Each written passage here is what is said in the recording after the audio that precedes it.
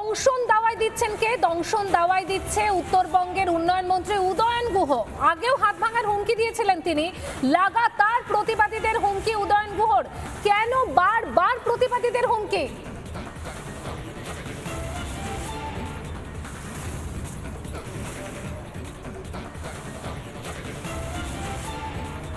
দাঁড়িয়ে বক্তব্য রাখতে গিয়ে বলছিল যে দংশন করতে হবে। আমি জানি না দংশন করলে পারে, ও দংশন করলে কি হবে আমি সেটা জানি না।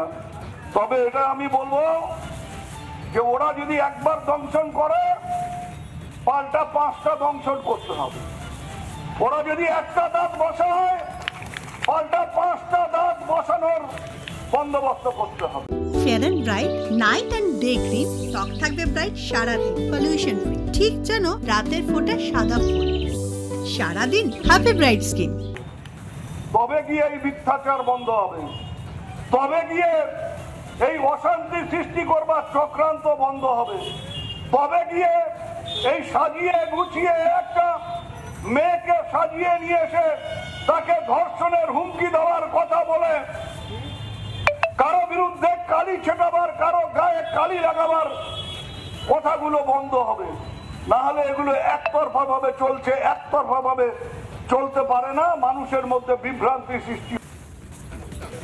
এ বিষয়ে স্থানীয় বিজেপি নেতৃত্ব এবং সিপিএম নেতৃত্ব কি বলছেন একবার শুনুন।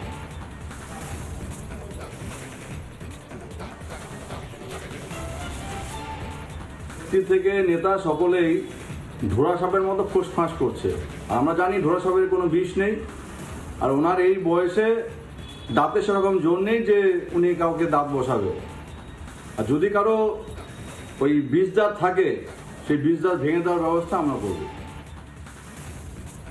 যদি কেউ অন্যায় করে থাকে তাহলে তার বিরুদ্ধে তিনি প্রশাসনের ব্যবস্থা গ্রহণের জন্য বলতে পারতেন, অভিযোগ জানাতে বলতে পারতেন।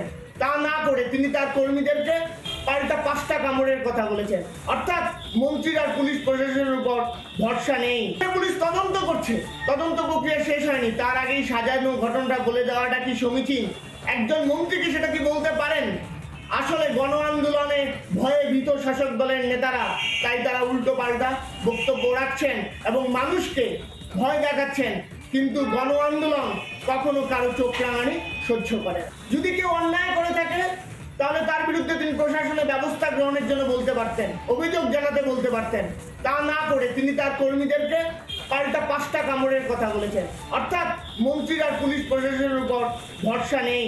পুলিশ তদন্ত করছে, তদন্ত প্রক্রিয়া শেষ হয়নি, তার আগেই সাজানো ঘটনাটা বলে দেওয়াটা কি সমীচীন? একজন মন্ত্রী কি সেটা কি বলতে পারেন?